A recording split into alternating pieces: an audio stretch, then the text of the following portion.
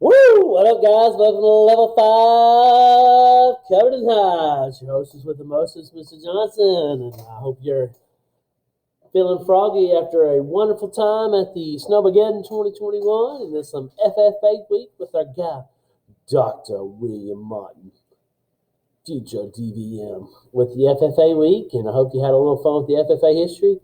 We're going to get back to the grind. I decided to do welding next instead of plumbing. I know I've been saying plumbing, but I wanted to go ahead and say plumbing. I want to say because we got ACT sometime coming up in March, and I think I need at least 5 or 6 welding classes in your plant and soil class to get the feel down, and then I need 2 or 3 of your plumbing.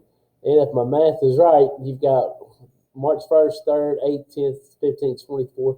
You got 8 live periods. So I'm going to do 5 welding and 3 with the plumbing. Anyways, this video, y'all, is about arc welding safety rules. The first one is never strike your arc until the helmet is covered. Here's your helmet. If don't strike it, make sure it's down. Otherwise, you're going to be like Mr. Cole's favorite 80s song, blinded by the light. True story. Never tap someone on the shoulder while they're arc welding.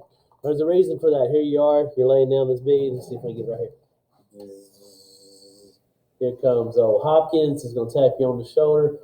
What's the natural thing to do with your electrode? Whoop! And then you give somebody a cool tattoo. Don't give somebody a cool tattoo. Wait till you're in college doing magical college things. All right? Never tap someone on the shoulder while they're arc welding. Never look at the arc with the naked eye. Okay? Your eyes, like your tongue, are probably the coolest organ that you have in your body. However, there's just 2 of them. And if you burn them, they're burnt. Okay? So take care of them. Wear shade number 10 or darker. Shade number 10 or darker. Guys, we got brazen Googles out there for brazen. They're shade number 5. A lot of our helmets that we've got are shade 10 or 11. I've got some auto darkening. I've got a couple that even get up to 14 now. We're getting a little nicer equipment. Hard work and dedication, y'all. All right, but make sure it's shade number 10. If it starts hurting your eyes, stop while you're ahead. Okay, come get Mr. Johnson. Let him know. Turn on the small hog and the overhead fan. Turn on the small hog or the overhead fan to provide adequate ventilation. Never weld while standing in the water.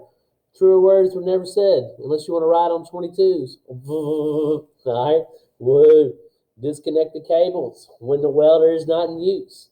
That's right. You heard it here first. Disconnect the cables when not in use.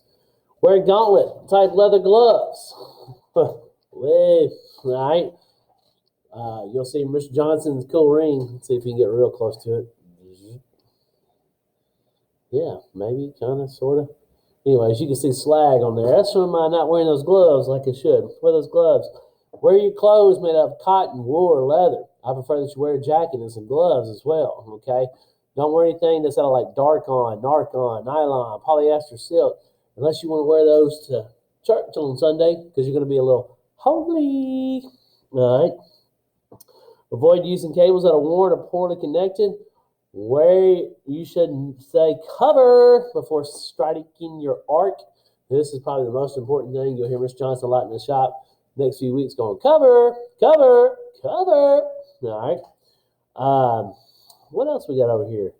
Always avoid wearing. Yeah, I was gonna say no. Always weld. No. Avoid welding galvanized steel because it gives off toxic flames.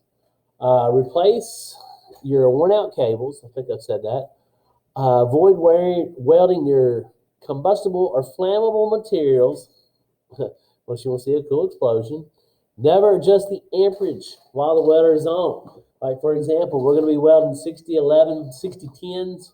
All right. 1/8 inch, 5/30 seconds. 95, 100, 105, depending on your speed, variance, thickness of metal, stuff like that.